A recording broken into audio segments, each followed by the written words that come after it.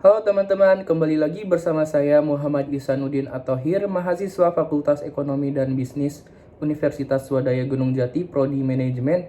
Saya dari kelas 2J Manajemen SDM dengan NPM 1210229. Di video yang terakhir ini saya akan menjelaskan pembelajaran tentang implementasi kinerja dalam manajemen SDM. Untuk selengkapnya mari kita simak videonya.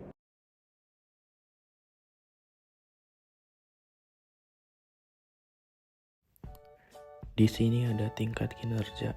Yang pertama, kinerja organisasi. Pencapaian hasil pada tingkat atau unit analisis organisasi.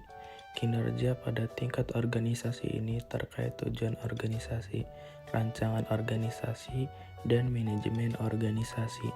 Yang kedua, kinerja proses. Kinerja pada proses tahapan dalam menghasilkan produk atau pelayanan. Ini dipengaruhi tujuan proses, rancangan proses, dan manajemen proses. Dan yang ketiga, kinerja individu atau pekerjaan. Pencapaian atau efektivitas pada tingkat pegawai atau pekerjaan. Ini dipengaruhi tujuan pekerjaan, rancangan pekerjaan, dan manajemen pekerjaan serta karakteristik individu. Selanjutnya, garis besar kategori arti kinerja.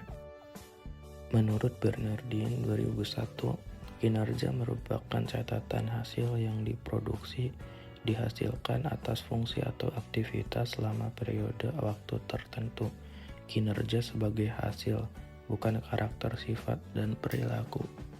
Sedangkan menurut Richard 2003, kinerja sebagai hasil juga terkait dengan produktivitas dan efektivitas. Produktivitas merupakan sebuah hubungan antara jumlah barang dan jasa yang dihasilkan dengan jumlah tenaga kerja, modal, dan sumber daya yang digunakan dalam produksi itu. Kinerja merujuk pengertian sebagai perilaku, merupakan seperangkat perilaku yang relevan dengan tujuan organisasi atau unit organisasi tempat orang bekerja. Kinerja merupakan sinonim dengan perilaku. Kinerja adalah sesuatu yang secara aktual orang kerjakan dan dapat diobservasi. Kinerja mencakup tindakan-tindakan dan perilaku yang relevan dengan tujuan organisasi. Kinerja bukan konsekuensi atau hasil tindakan, tetapi tindakan itu sendiri. Selanjutnya, konsep kinerja dalam organisasi. Kinerja adalah hasil kerja yang dicapai oleh seseorang atau kelompok orang dalam suatu organisasi sesuai dengan wewenang dan tanggung jawab masing-masing dalam rangka mencapai tujuan organisasi yang bersangkutan secara legal, tidak melanggar hukum, dan sesuai dengan moral etika. Kinerja karyawan dan kinerja organisasi mempunyai kaitan erat. Tercapainya tujuan organisasi tidak lepas dari sumber daya yang dimiliki organisasi yang dipergunakan atau dijalankan karyawan yang berperan aktif sebagai perilaku dalam upaya mencapai tujuan organisasi tersebut. Selanjutnya ada 7 indikator kinerja organisasi. Yang pertama, performa harus mengarah hasil dan semangat untuk menghasilkan nilai. Yang kedua, harus dapat diukur sehingga input dan output dapat dikuantifikasi.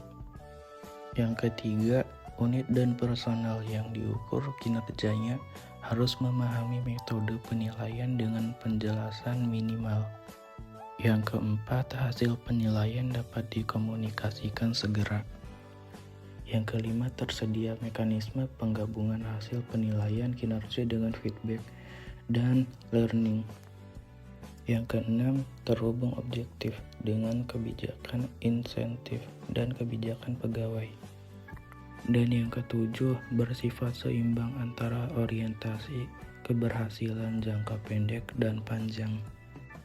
Selanjutnya ada faktor peningkatan kinerja.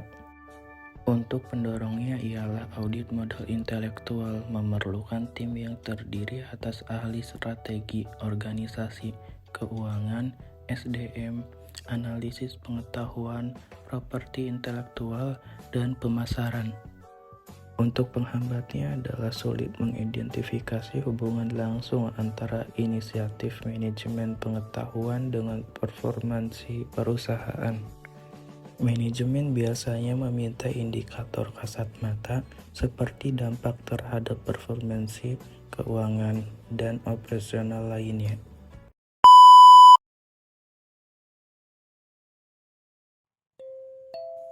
Bang, komen ngapa bang?